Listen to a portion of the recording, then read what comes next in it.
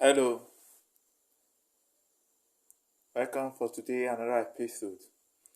In my last video, I was talking about the seven dispensations, which are you have the dispensation of innocency, dispensation of conscience, dispensation of human government, dispensation of the law, dispensation of the promise, dispensation of grace, and when Christ will rule for 1,000 years.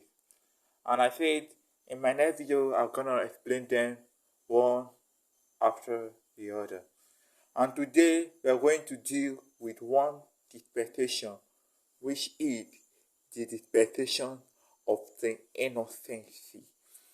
The dispensation of innocency, when men are innocent, when men are clean, when men are free from sin. There's not like sin. This happens in the Garden of Eden. And take note that this dispensation is still here till now. It's not missing. And why I continue, you understand what I mean. Now, God created man in his own image. And this in his own image, he created both male and female. Just like according to Genesis chapter 1 verse 27. Genesis chapter 1 verse 27. It says, so God created man in his own image. In the image of God created he him, male and female. Created he them. Male and female created he them. Now, what this trying to tell you? God created man in his own image, the image of likeness. To the way God created man, that is to carry the character of God, to carry the image of God, the resemblance of God's image. Whatever man is, to carry the man's capability, God's creativity. Man possess every quality of God in him. So, in this kind of image, God created man. That is innocency. And God created man. He said he breathed man from his make man from the dust and breathed into the man's nostril, and man became a living soul. And he had that companion with them, and man was so okay. And so okay. The world was so okay. There was nothing like sin. There was nothing like business. The world was just innocence. So now, if you go down to Genesis chapter 2, verse 25. Genesis chapter 2, verse 25. And the man and his wife were both naked and were not embarrassed or ashamed in each other's presence. And the man and his wife were both naked and were not embarrassed or ashamed in each other's presence. Not ashamed in each other's presence. That in this version amplified, you're trying to explain to what we call innocency. There was no form of, you said, this one is looking at my private part, or this man, why do you want to see my nakedness? No, they were not ashamed. They were both naked, but they were not ashamed. What was wearing them was the glory of God, because at that time there was not like sin. The glory of God was wearing them like a cloth. The glory of God was inside of them. The glory of God was restored inside of them. So they don't feel anything to be ashamed of. They are not ashamed of anything. They are not ashamed of anything. The relationship with God was so pure because there was not like sin. And we can look at that this dispensation is still there.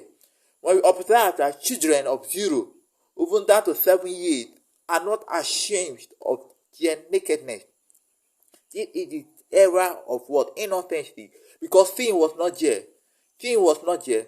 If you observe in the Genesis chapter 3, that when man ate the fruit which God did not ask him to do, that they said they were what? Naked, and they were ashamed of their nakedness, and they sewed to themselves fig leaves. They sewed fig leaf. They sewed fig leaf to cover up their nakedness, and they were ashamed Why? Because they have become guilty. They have become guilty. They have broken God's law. In this expectation, it was broken because when Adam failed God, because the glory of God departed when Adam ate the fruit which God did not ask him to eat. When Adam failed to keep what God asked him to do, he said, the glory of the Lord departed, and man became ashamed. And man became frightened of God's presence. That's why Genesis chapter 3, verse 9, and God called Adam, say, Adam, Adam, where art thou? It's just a very simple question.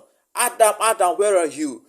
God was calling Adam, but because Adam feel guilty, because when he ate the fruit, he said he felt guilty. The innocent, he felt that he was no more innocent. He felt that the innocency has gone, the glory of God has gone, and now they could see themselves that they are actually naked. Remember, they said according to Genesis chapter 2, verse 25, they both were naked, and they were not embarrassed or ashamed in each other's presence. So, if you see, when they ate the food, they were ashamed, that they look for a way to cover up their nakedness. So, not to, and so they felt embarrassed. And now, when looking at this is what we look, considering that man failed God in this era, because that relationship, God coming down, communicating with man face to face, communicating with man face to face, have been cut off. Why? Because the glory of God is not here. Because man have taken up and now guilty of sin. It has broken the law, and sin has come to the world. Genesis chapter 3, verse 1, the serpent was so smart in craftiness. He deceived who? Eve. And when he deceived Eve and makes man to fall prey of sin, and now man have know